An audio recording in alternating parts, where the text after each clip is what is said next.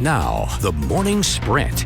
New information in the search for Sophia Juarez, the girl who disappeared from Kennewick the day before her 5th birthday more than 18 years ago. Kennewick police have a description of the suspect, a male who was just a boy back then, an 11 to 14-year-old Latino boy.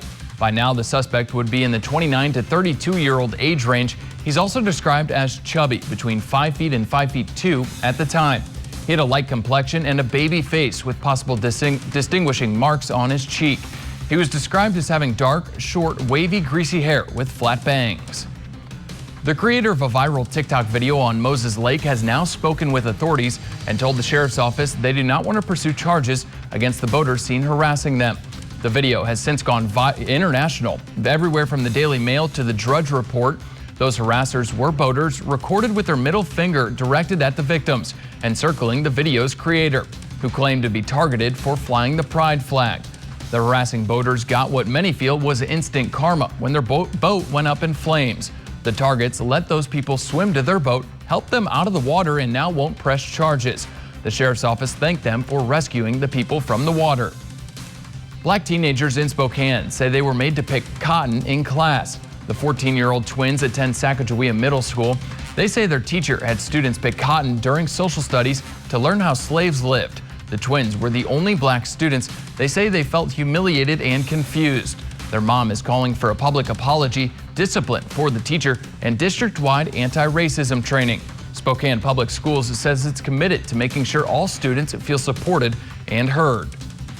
This wildfire about 80 miles east of Portland is now under control, but it's already prompted the evacuation of a Google data center.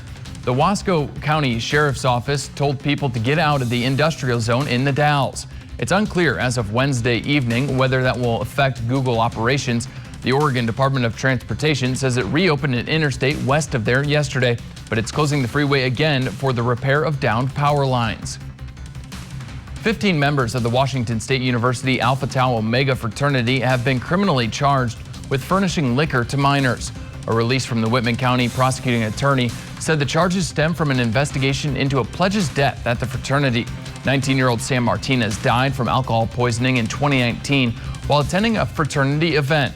The ATO house has been closed since Martinez's death as the university placed the fraternity in an interim loss of recognition status. In the wake of the incident, the Interfraternity Council implemented a new policy restricting alcohol at some events. Police in Yakima are looking for a 15-year-old girl that has been reported missing. Her name is Madison Hamilton, and she's known to frequent the Yakima County area, Spokane, Seattle, and Tacoma. She's 5'9", 140 pounds, and has black hair and green eyes. Local police officers ask that you keep an eye out for Madison. If you have any information, you can contact the Yakima Police Department. And police in Kennewick are looking to identify a suspect accused of robbery at the Kennewick Albertsons.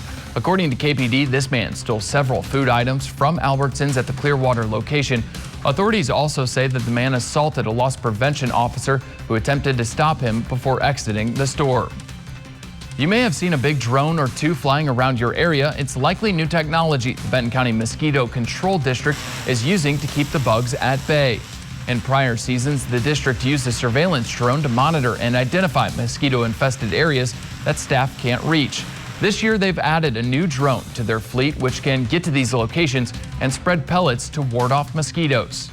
Instead of sending our crews into, muddy wetlands or swamps or places with rattlesnakes, now we can use the drone to get to those areas, and so it's less disturbance for the wildlife and the environment, and we'll still be able to get the control of the mosquitoes. Beeler says to make sure to remove any standing water that may be on your property to prevent larvae from growing. So far this season, West Nile virus hasn't been detected in our area, but they're still urging residents to take precautions when you head outside for the summer. And this brings us to the results of our poll question of the day. We wanted to know, have you noticed more mosquitoes this season?